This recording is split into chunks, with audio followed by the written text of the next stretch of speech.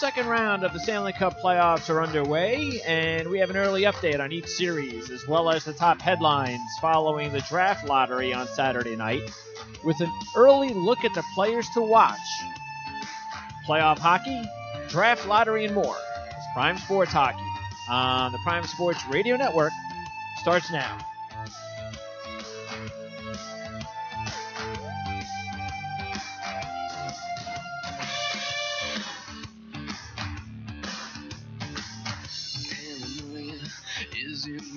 All right, it is Monday, April 30th, 2018. I'm Greg DePalma. Before we get started, make sure to visit Covers Experts. That's experts.covers.com.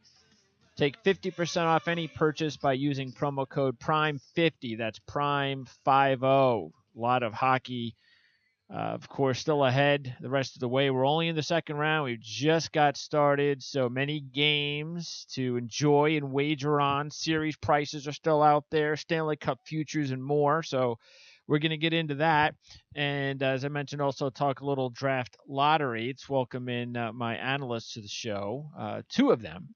We didn't get an opportunity to talk to Dave Koken from Covers the other day. That was my fault. We had first time, and it was interesting. It was day of the draft, NFL draft, and then we had this show also to get ready to preview, because we only had one day to preview the hockey playoff round that was starting. The second round that started on Thursday, and for the first time since I've been in this residence for about 2 years, my internet service goes down all day. So perfect day, Dave, for that to happen. I guess it could have happened. I don't know what other day it could have. Maybe the day of the, I don't know. I mean, but for people who work in the industry like we do, that we need our internet service, day of the draft is not a good day. No day is a good day without internet service, believe me. No, not at all. So anyway, you're in Vegas, Dave. So Vegas is now games tonight, right? No, the first two games were in Vegas. The game 3 is tonight in San Jose. Difference between the LA rivalry that they're trying to establish and the San Jose rivalry? Well, it's LA, and Los Angeles and Las Vegas have a kind of a long-standing rivalry anyway. This actually goes back to, it's been years, because UNLV at one time would have liked to have gotten into the Pac-12, and Pac-12 didn't, or the Pac-10 at the time, actually. Okay. And the conference really didn't want anything to do with them, and it kind of looked, looked upon as an LA looking down at Las Vegas type of thing. It wasn't. It didn't have anything to do with that, but it made for a good storyline. All right. Well, we've got a good series at least. So the Kings were done early. But after what happened in Game 2 with San Jose being able to come back and win that one, we've got ourselves a series there. We also have ourselves a pretty good series with Winnipeg and Nashville, Jan, after what we saw last night. Yeah, one heck of a series, which doesn't come as a big surprise to any of us. I mean, the thing that I think that was most impressive is come playoff time, you usually see teams change their style of play a little bit, be a bit more defensive, try to protect their goalies and protect their own zone. And all you saw last night was both teams going about 1,000 miles a minute up and down the ice. Defense generating offense and triggering breakouts from their own zone. Forwards showing the skill in terms of getting through the neutral zone and the offensive zone, creating opportunities. Both goaltenders making tremendous saves throughout the game. Unbelievable.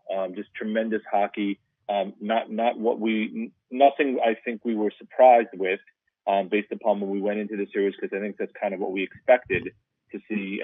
Part of the reason why I picked the 7-game series is I thought both teams were very evenly matched, and I think we kind of saw that last night. We saw both teams, as I said, triggering offense from defense, being able to create opportunities.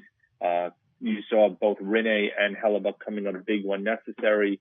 We got to see big games out of the team's captains and from the team's number one centers. You saw what Ryan Johansson did last night. You saw what Mark Scheifele did last night.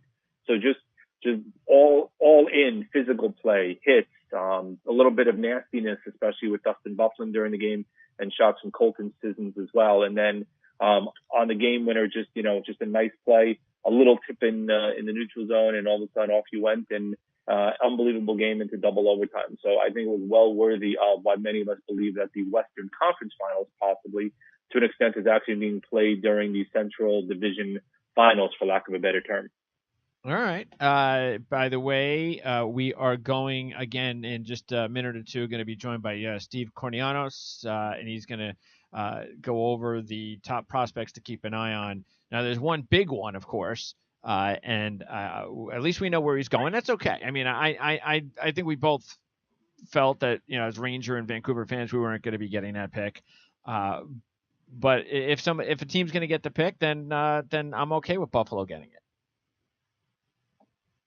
Define okay. I mean, I understand them getting it. Well, I don't want them going to Edmonton, and I don't want them going to a team that was behind me in the draft. So, right, so they finished as a bridesmaid. I mean, and it's nice for them to get it. Now you figure that you have Eichel, and given that they were able to get Casey Middlestat the year before, so they're building a nice little core there. Granted, you and I have discussed Robin Lehner a lot, so they clearly need a new number one goaltender in that team and in that system for them to be able to get to potentially to that next level. But yeah, Dahlin is the consensus number one. I haven't seen anybody kind of disagree with that, despite the other prospects behind him, especially the top couple that are fairly highly rated. The bigger movement obviously was from Carolina moving up from 11 to the 2 pick. That was a huge jump, and we've seen that the last couple of years. I mean, we saw last year with New Jersey and Philly both moving way up in terms of the draft order. The impact, though, that did happen is Ottawa fell from 2 to 4. Montreal has the 3 pick, and now we get to kind of see, and the pecking orders are in terms of from beyond that. The Rangers fell down 1 pick. The Islanders have 11 and 12. They announced the top 15 as we expected on Saturday night, breaking it up into 2 different aspects. And I personally would have gone with a different route, going from 15 to 4 during the intermission of the first game, and then from 3 to 1.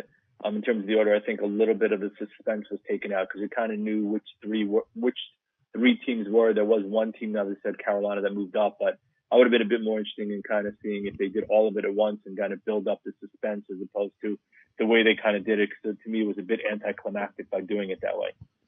Yeah, I'm not really a big fan of, again, being a Vancouver fan, I'm not a big fan of the whole lottery process anyway, especially when, I think there's, I don't know, to me, I think there's something that they have to do, because we all understand why they do it. They don't want teams to tank, but, look, let's be real.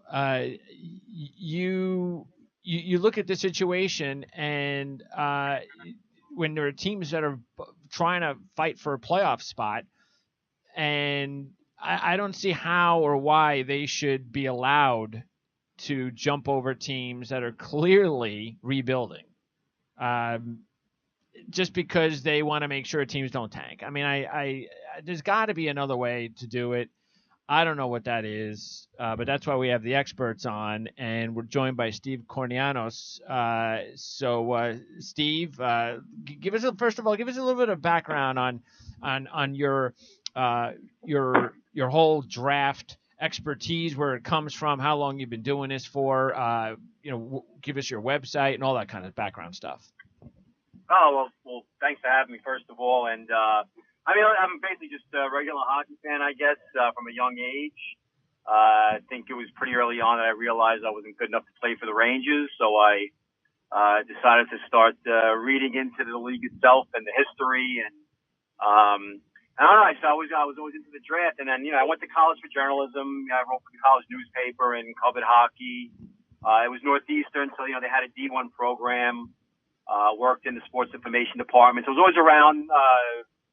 Scouts were always there, and something I really just do. It always was, I guess, a hobby of mine to follow the draft and watch it. Usually it was just the Canadian feed that you get here in the States, and of course the Rangers were always, they're my team, and they've always been notorious for messing up the draft, so I always kind of paid attention to it more than, I guess, the average fan, but. And then I got lucky enough to work for Sports Ticker right out of college, and they got bought by ESPN, and they were expanding. We covered a lot of the AHL, and they wanted us to do some content for them, so we would do like prospect profiles and some draft coverage and things like that. And but then I joined the Army, and so for about 13 years it was kind of put on hold. And when I realized I was not going to make a career out of it, go more than, let's say, 15 years in the military, I kind of picked it back up again. So the website's thedraftanalyst.com, and really the purpose behind the site was really just to kind of put a lot of draft-related information on there, not just scouting reports and the history of the draft itself, but the essential scouting rankings, where guys were ranked in their given draft year, the trends, the teams that maybe might lean towards one league or one country when they do drafting, things like that. Sure, basically do a kind of a deep dive into the draft beyond just the names and the players, the league, or the teams that pick them. Yeah, that's always the thing that confuses the average fan. I mean, in the NFL draft, okay, college football and the draft. But in the NHL, you've got all these different leagues and age situations, and it is confusing. And especially since there's just a very small fraction of players that end up starting right away. So saying that, we know who the top pick is. We know that he's going to Buffalo. We know he's going to be probably starting on the first couple of probably the first unit when the season begins for Buffalo. But what about go ahead. And what about everyone else besides the big prize? Well, I think the league is trending towards these younger guys. Maybe in 1995 or even 2005. Teams weren't really willing to let these kids come right into bat. They had to earn their way, and a lot of them started out as checkers. And so if you were a skill guy in the OHL and you went, to the minor leagues, you were checking there because there were veterans there. Then you got to the NHL and you were checking there. So really a lot of really quality kids were kind of forgotten eventually, and they ended up moving on to someplace else. The way that the league is trending now, they're getting smaller. The league's getting smaller. They're getting quicker. And with the salary cap, these kids are a lot cheaper. I think teams are willing to play these kids quicker than before. And perfect examples of two of them, well, really, three of them from the 2016 draft were Sam Girard, Alex DeBrincat, and Victor Mente. And when I was, watching them and scouting them and analyzing them, I guess I was conditioned to say, well, they're not physically ready to play in the NHL yet because they're all about, 5'9", sure, or 5'10", something like that. And then lo and behold, they all were regulars last year. DeBrincat had a 30-goal season. Girard was a key piece on a playoff team. So I think the physical maturity thing gets thrown out the window. So to answer your question, I think really a good 10 to 15 kids are probably good enough and physically mature, mentally aware, enough to make the league next year. And you got to start with Svechnikov. I mean, he's 6'3", 190, so he'll be in the league next year if he wants to. Okay. I think that he's been in North America for about 2.5 years now, and the goal has always been to play in the NHL, so there's no worry about going to Russia or anything like that. Filip Zadina, same thing, a complete player. He's pretty thick, he's solid. So all these kids, one thing I know is whether they're defensemen or they're forwards, they're all extremely cerebral. They think the game at a very high level. I know it's cliche sometimes, but when I think of hockey sense and IQ, it's like poise under pressure, being able to identify that, if it's a 2-on-2, is there a trailer that's going to join in and maybe you should slow it down? You're more calculated with your zone entries, little things like that, instead of just dump and chase, hit, whatever. So a lot of these kids are going to be ready. Really, I would say probably out of the first 10 picks, you'll probably see at least 6 to 7 of them make the first 9 games at least. And, obviously the teams have to decide if they want to burn that first year of the ELC. But they're all ready. A lot of them are ready. Jan? So, Steve, thanks. Great information. I guess the question I have, and we can kind of start going through maybe some of the other picks, is how would you kind of compare the depth of this draft compared to other drafts, especially when you get to the upper end? You mentioned Dahlin, obviously, Svechnikov, Zadina, Brady Tkachuk's name has been mentioned a lot as one of those guys who could go very early. Noah Dobson, Adam Boqvist. So there's a lot of names who have been mentioned, at least especially top 3 and then stretching down maybe even to top 11, 12. How does that compare to the last couple of years when you've seen the likes of, McDavid and Matthews and Eichel and some of the others go? Is it something where it's as deep in terms of, first, second round in terms of talent that potentially could be playing in the NHL? And then at the upper bounds, we start looking at the big 3 that we've kind of everybody seems to have, or the big 4. if you include Tkachuk in there compared to what we've seen the last couple of seasons? Well, I think so I can't speak for other analysts and how they rate a draft. One of the barometers that I use is how many of these kids, when they're 16 or 17, how many of them are in a top line role in their team? How many of them are playing in adult leagues? How many of them are doing well in adult leagues? And on top of that, how many of them played at the U20 World Junior? So I assessed the 2017 draft to be weak in terms of it was top heavy, but you had a good maybe 10 to 15 players, and then after that the bottom falls out, and you could go, a guy picked in the second round could have been in the fourth, and a guy in the fourth could have been in the second. Okay. It was that type of draft. At the World Juniors in 2017, you only had, I think, 12 first-year draft eligibles playing in that tournament, where the countries that they represent were saying, okay, hey, we're going to trust this kid to play. And I think 2 were from like the lower nations. This year you had, I think, 25. So you pretty much doubled it. And as we saw in the World Juniors, the top scores, the better players were all first-year eligible. Even Svechnikov, who barely played, was averaging, if you did the whole points per 60 minute thing, I mean, he had 5 primary assists in 5 games of limited ice time. So it's a very strong draft. You're going to get first-round quality in the middle to late second round. I think it's a tough job for GMs because they have to, they don't want to risk passing on someone with star potential. But a lot of these kids have top 6 forwards, top 6 defense pairing potential. And what I did is I grouped the defensemen. There's the Dahlin bracket. Obviously, he's in there by himself. And then you have the big 5 after Dahlin, which is Adam Boqvist, Ty Smith, Noah Dobson, Evan Bouchard, and Quinn Hughes. So those are the 5 that really, I guess, kind of distinguish themselves apart from their peers. Mm-hmm. And I expect a lot of them to go in the top 10, if not all of them. The thing is, though, if you look at the history of the league, if you look at top 20 scoring amongst defensemen, you look at Norris Trophy voting, it's not always the top guys that end up there. A lot of the guys that become stars in this league that are blue liners, they're usually the guys you find in the second round, late first, or middle to second round. So I can't explain why that happens.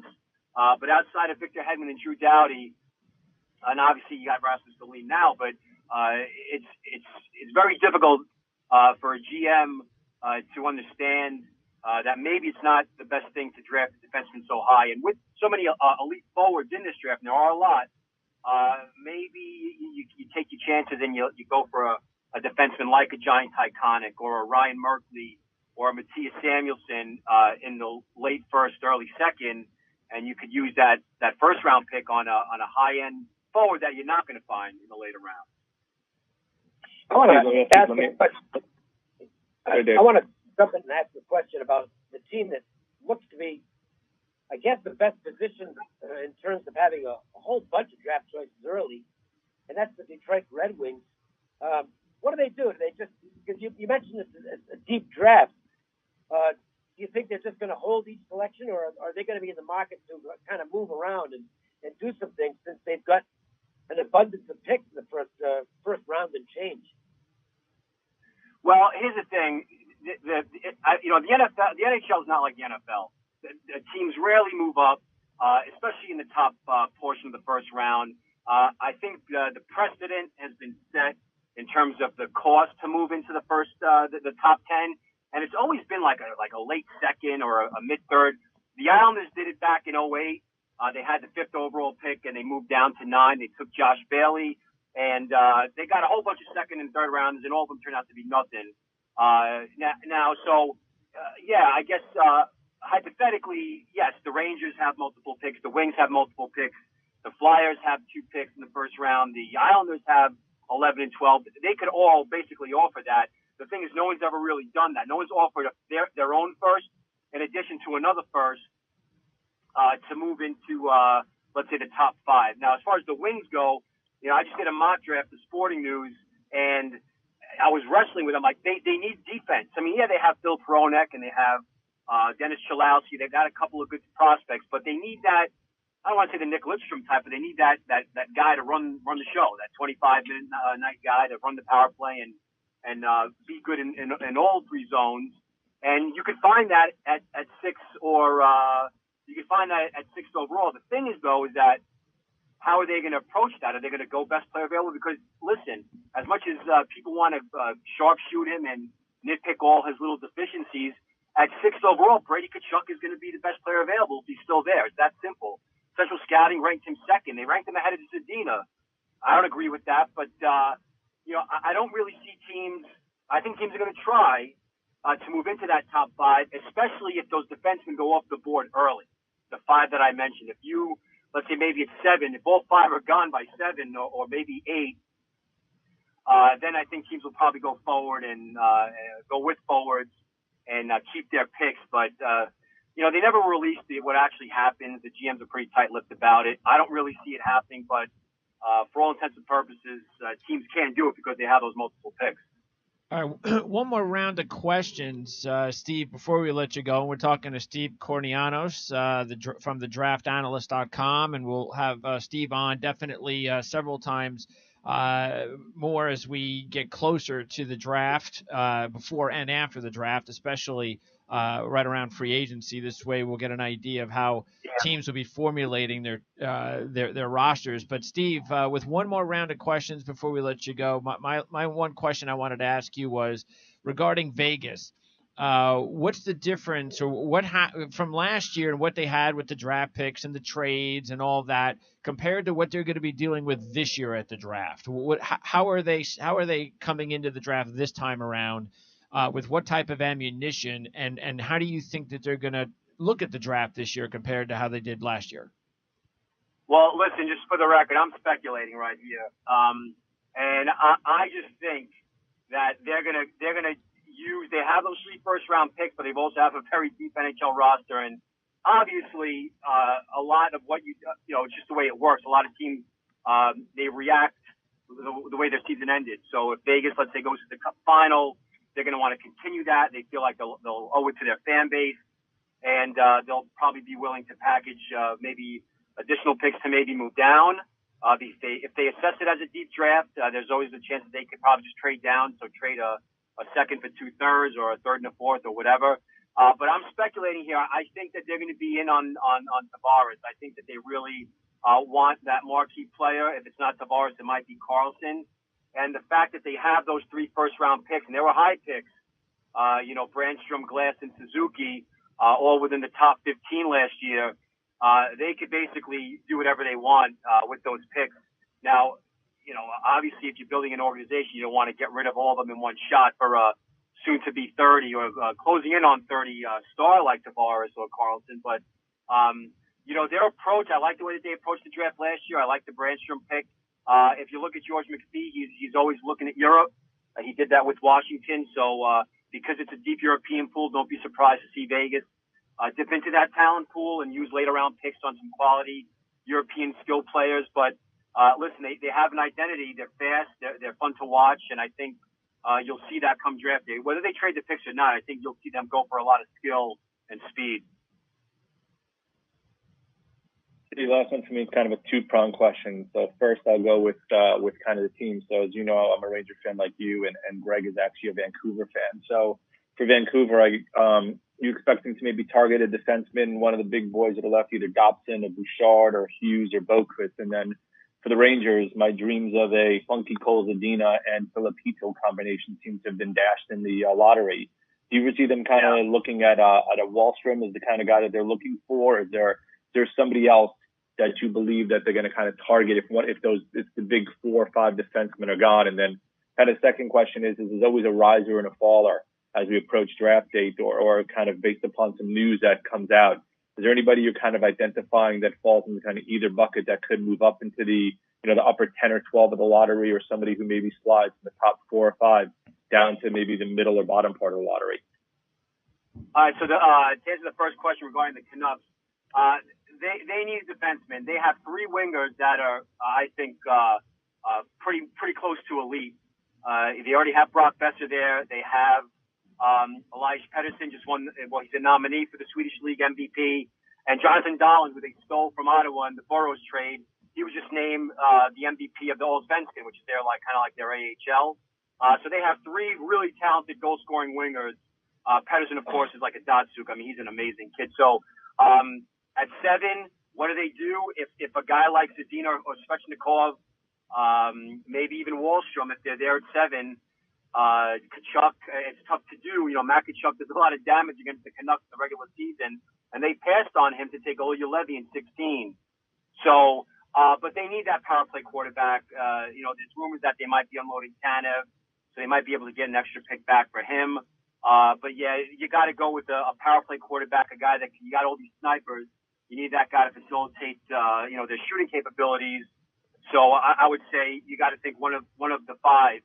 If I would do a mock draft, I'd say if Boqvist goes first to, let's say, a team like Ottawa, then they're going to probably jump on a kid like Bouchard because of his size. Plus, he played for London. Levy played for London, and he's got a cannon of a shot. And I think a power play with the righty-lefty, Levy and Bouchard, I mean, that's your power play for the next 10 years. So, but you never know. Jim Benning, I think, went on record by saying he's going to take the best player available. But I think, the thing is at that position, the defenseman will be some of the best players available. So it's probably smart to go defense. As far as the Rangers go, Jeff Gordon, the GM, their scouting staff, they've always loved the NTDP. They've always liked the USHL and American-born guys, JT Miller, Brady Shea, even you want to go to Booney Eves. They're always seeming to go for these American kids. And so I think that they're in love with Wallstrom. I think they're one of many teams that are in love with Wallstrom just because he brings that complete package. He's not as fast as Chris Kreider, but he plays a similar game. Big, mean, powerful. He could be graceful. He's got a cannon of a shot. Probably a better finisher than Kreider. And plus he's a righty. So, I think of putting the two of them on the same line. And plus, on top of that, Wallstrom's a New England guy, and so is Gordon. So you always have to figure that in. I think if he's there, they're going to take him. I wouldn't even be surprised if they try to trade one of the extra firsts to move up and get him. This is all speculation now, but it's just based on what the Rangers usually like. As far as defensemen go, at 9, I think one of those defensemen will be there. But if not, you got 2 late first-round picks. You could address the need for a power play quarterback on the right side with one of those late picks. Because, the 3 prospects they picked up at the deadline, Hayek, Rykov, and Lindgren, they're all like two-way, but more like defensive defensemen, I guess 3-zone guys. They don't have that pure power play quarterback. And that kind of ties into your last question, which is like who's been rising and falling. Johnny Tyconic and Jacob Bernard-Docker, they're 2 Canadian kids out of the BCHL, which is junior A hockey, basically kids that want to maintain their college eligibility and not play major junior.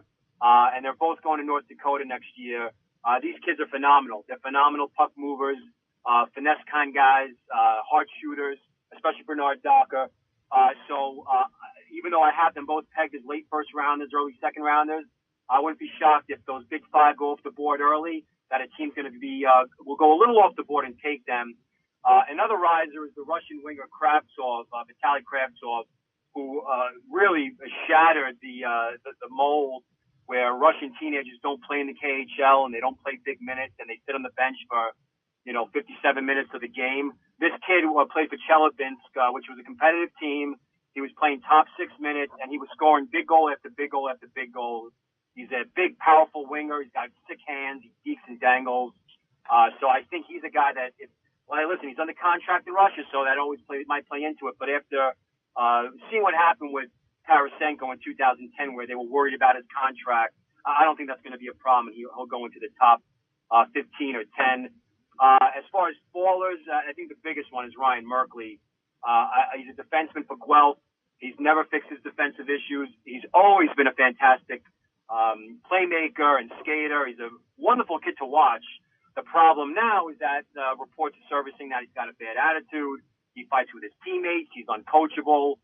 And I kind of believe it because, listen, when someone tells you at 15, hey, dude, you got to fix up your defense. You got to learn how to, cover the slot and play the man. And he doesn't do that. It's been 3 years now. He's still a defensive liability. So the Rangers have always made risky picks with players like that. But, a lot of red flags surrounding him. I think a team with multiple picks should go for him, but he's no longer a first rounder in my opinion. Dave, you want to close out? You want to ask about the Bruins? No, actually, I want to focus on the college crap. And looking at the website, Steve, it's you've only got two guys, Kachuk out of BU and Quinn Hughes out of Michigan, projected to go first round. Is it a weak U.S. college crop? Is that the situation there, or are there some guys that could maybe sneak into the first round? Well, I break up my rankings by first-year eligibles, right? So guys that are in their first look. So I do a separate ranking for what I call draft overages, guys on their second or third look. So there are going to be guys. The first thing that comes to mind from the NCAA is Michigan State's Patrick Kodorenko, big, powerful winger, could play center too. He's been one of the top, sophomores in the league this year. He used to play for the NTDP, and he left to go play the college route. And Michigan State was kind of struggling, so he didn't get a whole lot of ice time. But he's a kid that I think a lot of scouts love now. I think he should have been drafted back in I think it was 2017, but he didn't. So you'll see him get drafted most likely this year. Another guy is the Northeastern kid, Zach Solo. He was a freshman. Did a great job this year for them. They all talked about the big line for them. But Solo was a guy that put up a lot of points in the USHL. So he should be getting picked up on his second look. But, yeah, in terms of first-year eligibles, there just aren't that many college kids who make it in their first year of eligibility. Usually you have to be 17 or 18. And a lot of these kids like to go to the USHL for a couple of years and marinate. But, no, listen, the NHL always likes dipping into the college pool for guys that are 19, 20 years old. So I expect the same to happen this year. All right, Steve. When is the draft? The draft is June 22nd and 23rd in Dallas. And I'll be there as usual.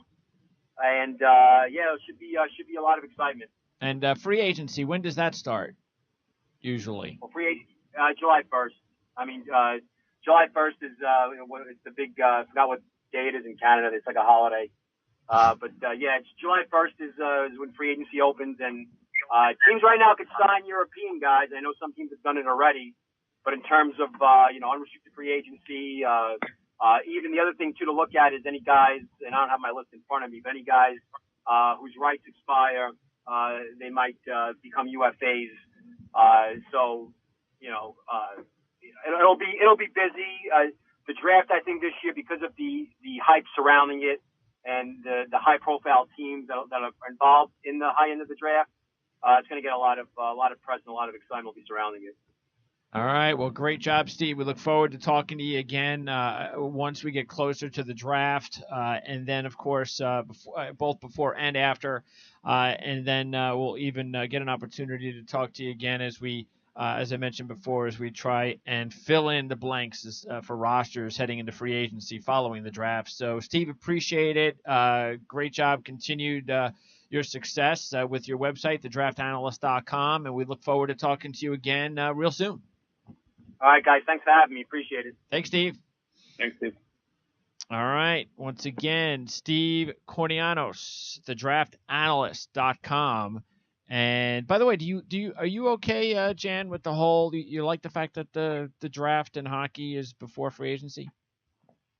Yeah, I mean, I think it kind of helps teams I know the NFL is clearly in the inverse, but because of the way, you're not going to do the draft too late because you're doing it literally right after the season ends. So you can't really delay it much further. Kind of do it over the summer wouldn't make much sense. So teams will get a sense based upon the draft, and that's why you usually get to see a lot of movement in terms of picks and sometimes players before the draft, or even trading rights for players right after the draft that they know they're going to expire, which is the thing to see what happens if it happens with John Tavares this year. With do the Islanders, even though Garth Snow didn't do anything before the trade deadline, will he be willing to trade his rights to somebody who may want to try to negotiate with him? So, yeah, I'm okay with it being beforehand. I think it's only a week before free agency starts, or even before the tacit negotiating or conversation period can start, like you have in the NBA, where you can have, that's why you start seeing all those deals signed on July 1, because we knew all the conversations were happening early on. Now it's just been made legal, as opposed to before, where it was whispered and talked about in quiet circles. When is it legal? A week or two? 2 weeks before. Yeah, it's about 4 or 5 days before the draft starts. Oh, so usually like the last couple of days of June. Oh, you mean they talk 4 or 5 days? So they talk almost 4 or 5 days before the draft on the players that they think they're going to sign a free agency. Well, they'll start talking, but in terms of the ability to kind of teams, can't talk numbers, but teams to meet with players and teams to talk to players starts a couple days before the draft happens. And that's why, I mean, there's no way you can get all these contracts signed on July 1st without having these kind of conversations beforehand, that teams get it, players and GMs get a sense in terms of what the players are looking for, what the marketplace is going to breed, how they're going to optimize their strategy, who they may focus on, and then move from there. All right, sounds good. But it'll be here before you know it. It's a long playoff season, but that's the one thing I do like about it's not like the NFL, where when your teams are pretty bad, you got half a season you got to get through, a quarter of a season you got to get through, the playoffs you got to get through, and then another 2 or 3 months before the draft, or free agency is a month or so. So it's a longer process in the NFL than it is for hockey. Of course, you got to go through a longer playoff situation. I get that, but it's just a lot better when once it's all over, then you can kind of get right into it. That's what's kind of cool about it. Okay, so let's get back to the playoffs, and we've talked about a couple of the matchups already, but I know you, both of you guys went with Vegas over San Jose. No, you went with San Jose, Jan. So Yep. So you guys did split. I did go with San Jose myself. And you kind of surprised me, Dave, when you went with Vegas, because even though you said we'll see what would happen, but I guess Vegas must have really impressed you against LA for you to take them not only to beat San Jose, but to beat them in 5. And I still think they've got a good chance to win in 5, despite the fact that they lost Game 2. They played a terrible game in Game 2. I think maybe they flattened out after a near perfect Game 1 performance. Well, it was perfect. I mean, you can't get better than 7-0. And they played a terrible game. I mean, they just did not play their type of game at all. They get goaded into penalties the entire night. They just played a lousy game. And Gallant said so. He says, we didn't show up for 45 minutes tonight. And he was right. And with all that, they're still a disallowed goal away from being up 2-0. So, I mean, I think San Jose's got trouble in this series. And to me, it looks like the same thing in a sense that we saw in the LA series. They've got a lot of problems keeping up with the Golden Knights as far as speed is concerned. So if they're successful enough in terms of forcing the Golden Knights to play their style of play as they were in Game 2, then they'll have a good chance to win some games this series and maybe take the thing. But I think the discipline of this Golden Knights team has been their hallmark all season long. And I think they're going to get right back to it tonight. So I would not be, in fact, I expect Vegas to win tonight at San Jose. I think the bet right now, for me, I've already got a ticket on the Golden Knights in the series, so there's no point in betting it again. But you're looking at Golden Knights now, minus 120 or thereabouts in the series. So they're still favored, even though they lost home ice advantage. And I think that's a pretty good bet at this point. Well, I think this game tonight, Jan, is the big one. And sometimes you get back and forths in series and so forth, and that could definitely happen here. But with what happened with San Jose being able to beat Vegas, have Vegas lose a game. That's always something especially with inexperienced teams in the playoffs or inexperienced teams when you're going through a lot of success. When you get that loss, how do they respond?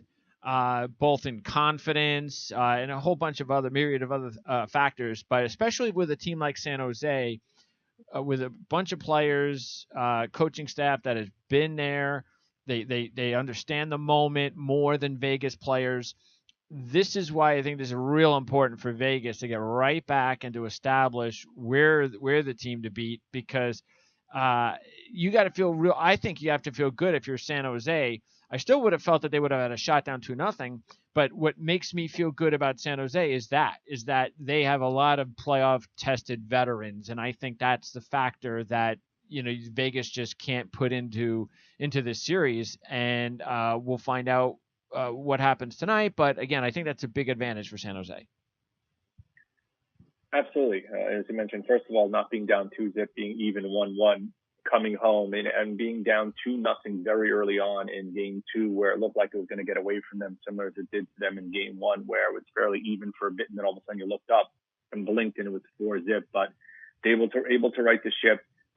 Granted, the Golden Knights didn't have a particularly good game. They weren't as dominant or as efficient as they were in game 1, although in game 1, San Jose did have some moments early on before falling behind very quickly and in terms of a huge hole to try to dig out of, which we know they were unable to. But San Jose is playoff proven. They're tested.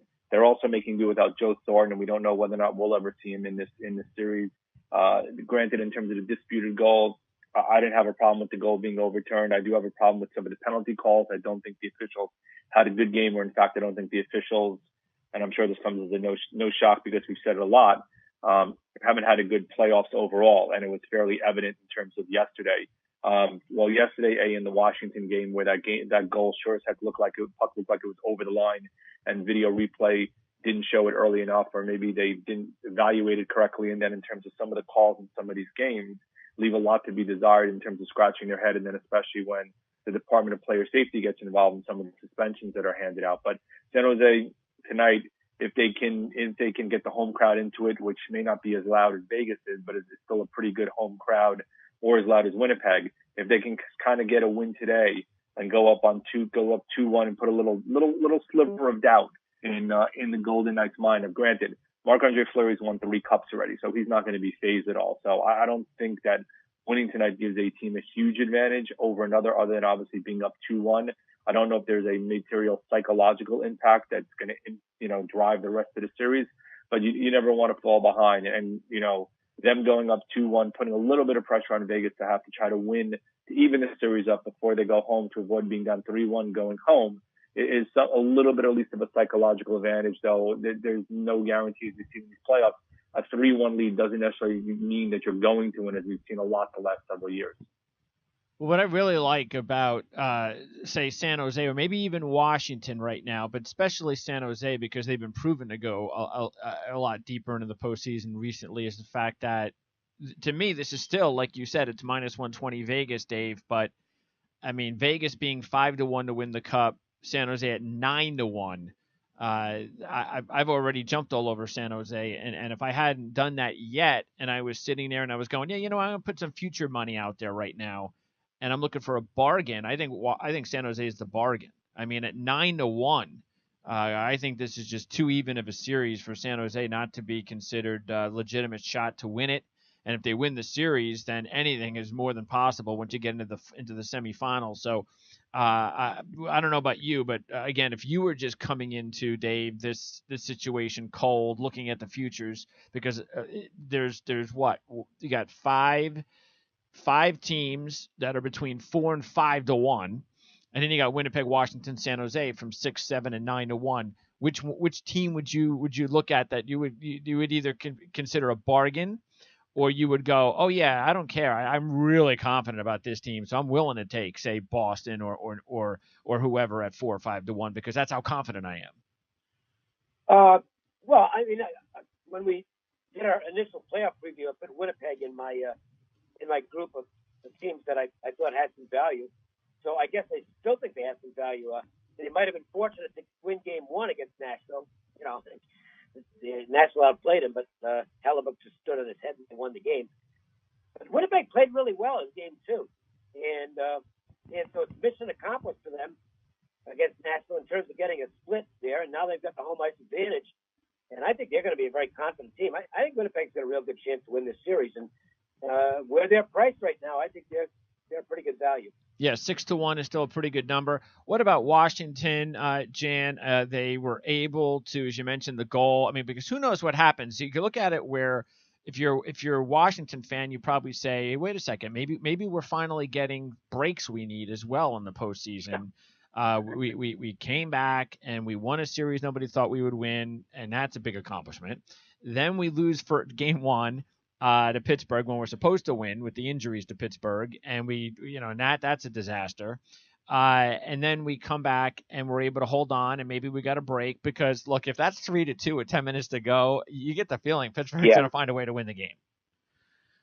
Absolutely. I mean, Washington blew a 2-0 lead in game one, as you mentioned, in the game where both Jenny Malkin and Carl Hagelin were both out, similar to kind of game two. And if they had lost yesterday's game after leading 3-1 and dominating pretty much most of that contest, you were going to have to worry that they were going to get swept out of the series right then and there. But they were able to find a way to hold on. Granted, maybe a little bit aided by the officials there in terms of the replay review. But now it's 1-1 going back to Pittsburgh. Washington finally got on the board in terms of a victory.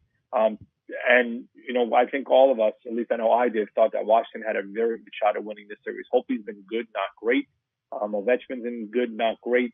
I think TJ Oshie's been pretty good, especially in his own zone at times. Yesterday making a big play to try to prevent a goal late in the game. So it's a pretty evenly matched series, and especially with Malkin and Hagelin both out, it tips the edge a little bit more towards Washington, given with Malkin out that Washington may have a bit more upper-end talent because it's taking away their number 2 center, and Derek Brassard has not stepped up yet to fill that gap.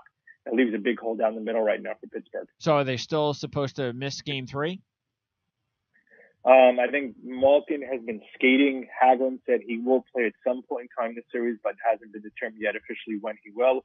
And when he does play, he'll have to wear a shield given the cut that's on his lip right now. He's got a pretty bad cut on his lip, supposedly, and he may have to go with a full face shield to protect it, which is something he hasn't worn since college.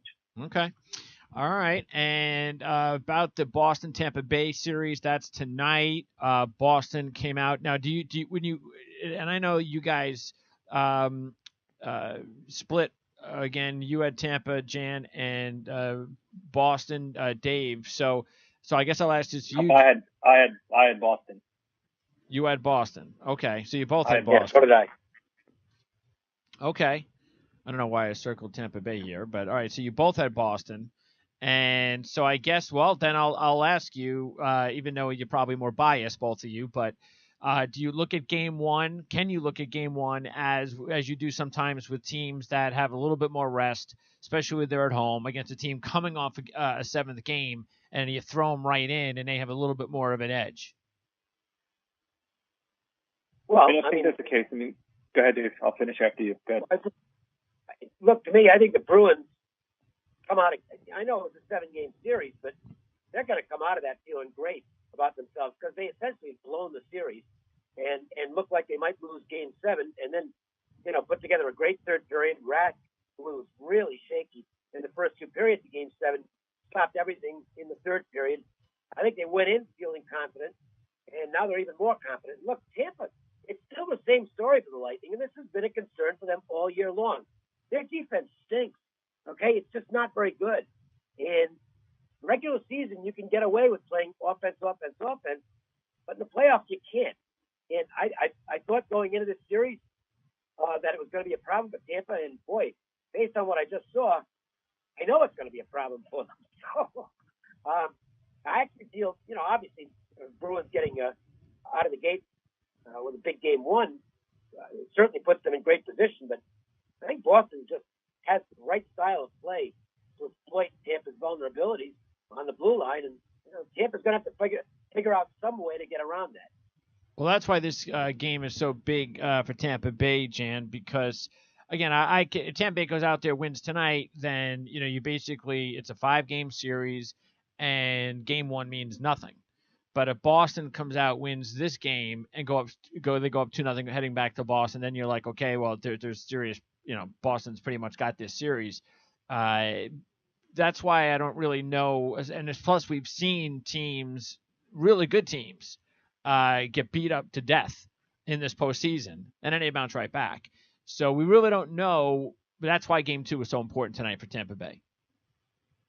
Yeah, and what I think we can take out of game 1 was a couple of things. First of all, the Boston's top line was unable to be slowed by Tampa. I mean, they were dominant against Toronto, Pasternak and Bergeron and Marchand. They were dominant in that series in Toronto. They weren't slowed at all in the series against, in terms of game 1, at least against the Tampa Bay. What you also saw is Rick Nash, who was pretty invisible and was actually being booed at game 7 at home, came through with 2 big goals. And granted, we've seen this from him before in the past where he'll have 1 big game. So the challenge is whether or not he's able to build upon that. Even if he doesn't score tonight, is he active as he usually is Is he creating for his second line pair mates in terms of Jake DeBrusk and David Krejci? And also, is he going to be productive in the series? And then the other thing to look at is, are they getting the offense triggered from the blue line? Are Torrey Krug and Charlie McAvoy creating offense? And then on the flip side is, does John Cooper maybe mix up his defensive pairings? He's had Dan Girardi playing with Victor Hedman on the top pairing. Does he maybe look to get a bit more offense and maybe move Mikhail Sergachev up or maybe Ryan McDonough up to try to create a bit more offense from the blue line, because that's not Girardi's forte? All right, so that's tonight, and then the Vegas-San Jose game follows after that. We'll be back when the round is over, and then we only have 4 teams remaining. Dave and Jan have both picked Boston to beat Winnipeg in the finals, and you guys haven't changed your mind, right? Dave, you're still sticking with Boston over Winnipeg? Yeah, I'll still go with that. I mean, it's more of a guess than anything else. It still is. The more I see of Vegas, the more I think that they might just get there. But I'll stick with the Bruins to come out on top. All right, and Jan, you still like Boston over Winnipeg?